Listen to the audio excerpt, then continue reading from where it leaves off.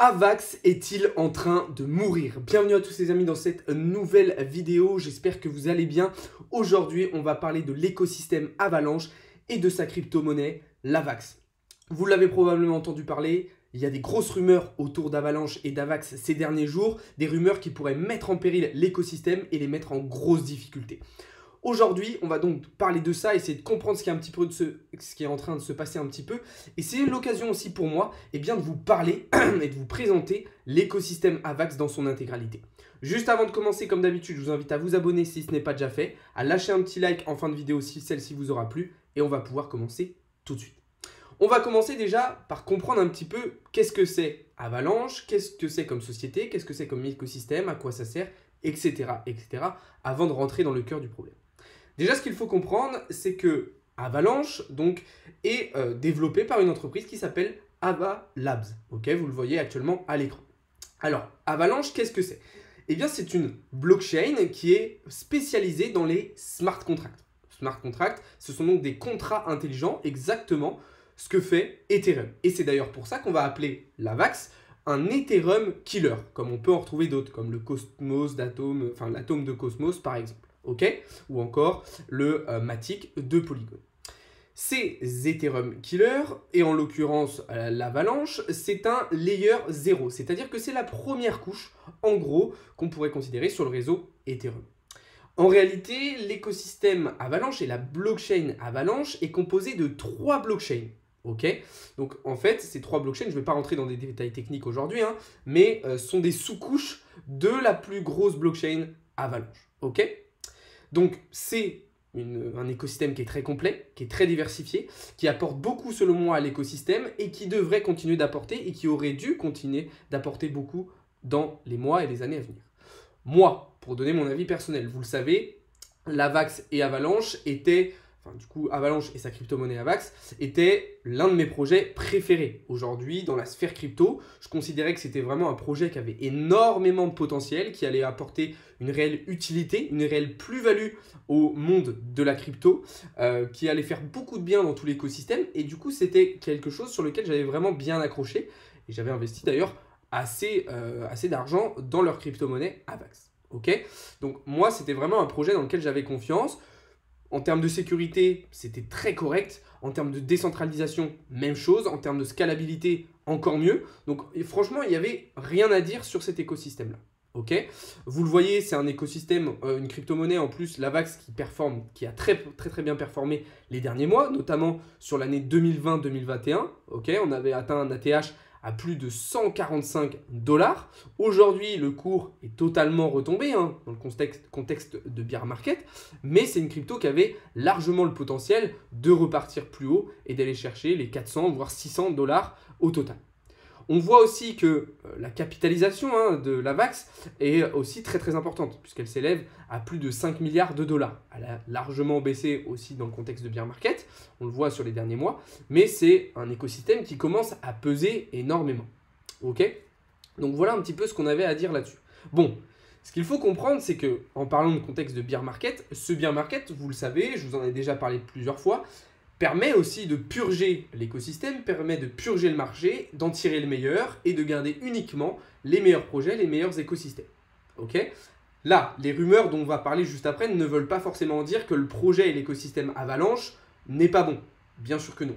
Ça montre que par contre, les personnes qui sont à la tête de cet écosystème sont potentiellement malveillantes et ont potentiellement des mauvaises idées et des mauvaises actions, si je peux me permettre de juger ce qui s'est passé. Même si encore une fois, pour le moment, cela semble rester au stade de rumeurs, on n'a pas eu encore de réelle confirmation.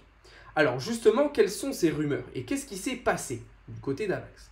Eh bien en fait, apparemment, Avalabs, donc l'entreprise qui développe l'écosystème Avalanche et la crypto-monnaie Avax, aurait engagé un cabinet juridique, en l'occurrence le cabinet Roche-Friedman, pour attaquer en justice via des actions collectives d'autres blockchains concurrentes. Okay, en échange, puisque du coup, il y avait forcément une contrepartie, 1% de la supply d'Avax, ce qui représente, vous vous en doutez, des sommes assez exorbitantes. Donc en fait, on a clairement une société qui va, pour résumer, payer un cabinet juridique pour attaquer ses concurrents. Okay, c'est comme si aujourd'hui, on avait par exemple Apple qui engageait un cabinet juridique américain en disant « Écoutez, on va vous filer 1% du chiffre d'affaires d'Apple sur les 3 prochaines années et en échange, vous montez une action collective en justice pour attaquer Samsung et Huawei. » Vous vous en doutez déjà, moralement et éthiquement, c'est pas bon. Et évidemment, c'est illégal. Ok, et c'est là que se situe le cœur du problème. Le problème aussi, c'est que du coup, ce cabinet juridique a accepté. Donc eux aussi, évidemment, sont en tort. Et ils ont tout de suite commencé le travail puisqu'ils se sont déjà attaqués à 2 blockchains. En l'occurrence, la blockchain Solana et la blockchain d'ICP, donc Internet Computer. Donc 2 blockchains ont été déjà attaqués.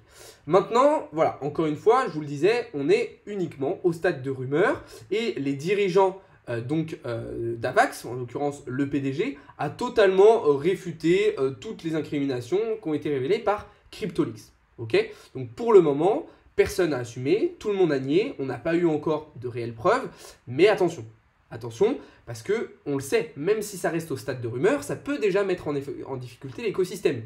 Et on l'a ressenti sur le cours de l'Avax ces derniers jours, hein, avec une crypto-monnaie qui a subi des bonnes pertes, même beaucoup plus importantes que le reste du marché. Vous le voyez ici avec cet enchaînement de bougies rouges qui correspond au moment où on a eu connaissance de ces rumeurs, ce qui a immédiatement mis en péril le cours de l'Avax. Alors maintenant, qu'est-ce qui va se passer? Ok, il y a 2 options. Soit les rumeurs s'éteignent, soit voilà, on n'a rien de confirmé et du coup ça reste au stade de rumeur. Dans ce cas-là, pour moi, l'écosystème Avax, l'écosystème Avalanche pardon, et la crypto-monnaie Avax auront de grandes chances de continuer de performer et de très bien faire performer lors du prochain bull run. Si, par exemple, ici, on traçait les extensions de Fibonacci en prenant le point le plus bas du marché, le point le plus haut et en revenant au point le plus bas, Fibonacci nous donnerait des targets en direction des 1240 puis 3500 $. Alors évidemment, on est sur du très long terme. Ce sont des targets sur plusieurs années. Ok, mais déjà, rien qu'à court terme, lors du prochain bull run, Avax devrait normalement revenir chercher son ATH en direction des environ 150 $. Ce qui vous permettrait déjà de faire une plus-value extraordinaire si vous investissiez maintenant. Maintenant, je ne vous dis pas d'investir, absolument pas. Surtout pas en ce moment avec les rumeurs qu'on a. Moi, globalement, je pense que l'Avax peut devenir une très grosse crypto-monnaie dans les années à venir.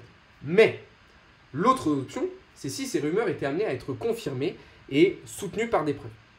Alors là, on aurait de grandes chances de voir l'écosystème Avalanche et sa crypto-monnaie Avax s'écrouler totalement. Pourquoi? Parce que, du coup, forcément, la société Avalabs serait reconnue coupable, elle serait probablement obligée de payer des amendes absolument phénoménales et surtout, il y aurait une perte de confiance totale de la part des investisseurs, des institutionnels et particuliers qui délaisseraient probablement l'écosystème et on aurait donc une crypto-monnaie qui chuterait jusqu'à zéro, probablement comme un petit peu l'avait fait Luna. Ok, donc on est dans une situation extrêmement décisive, extrêmement importante.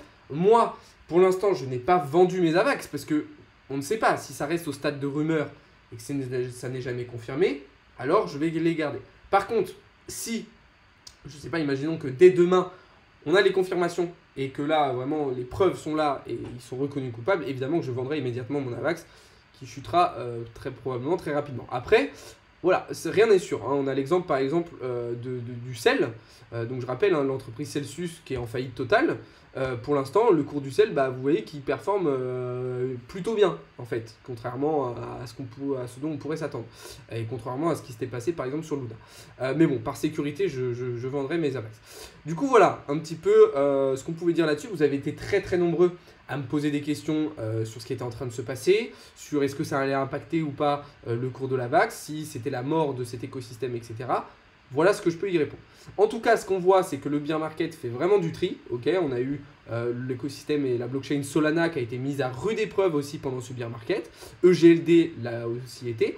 Ce qu'il faut comprendre, c'est que si ces sociétés-là, ces écosystèmes-là arrivent à survivre à cette période de bear market, alors ça sera très bon pour elles, puisque du coup, lors du prochain bull run, elles pourront performer sans quasiment aucun obstacle. Là, c'est vrai que ça permet vraiment de tirer le meilleur. Ça va permettre aussi à ces écosystèmes de s'améliorer, de résoudre les problèmes qui existent. Hein. Par exemple, sur Solana, ça va être les problèmes de décentralisation.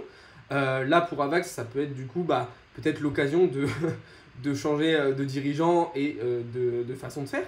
Donc, dans tous les cas, si ces entreprises-là et si ces écosystèmes-là survivent au bear market, ça sera une très bonne nouvelle pour eux. et ça leur permettra d'exploser totalement lors du prochain bull run. Encore une fois, ce n'est pas du conseil en investissement, ok, quand je vous dis ça. Faites bien vos propres recherches avant de vous positionner. Mais voilà un petit peu ce qu'on pouvait dire sur l'écosystème AVAX. Si cette vidéo vous a plu les amis, n'hésitez pas à me le dire en commentaire. Ok, ça sera l'occasion potentiellement de faire d'autres vidéos sur différentes blockchains comme ça qui peuvent vous intéresser. D'ailleurs, dites-moi directement dans les commentaires quelle blockchain vous voudriez qu'on observe un petit peu plus en détail et que je vous explique un petit peu le fonctionnement de celle-ci.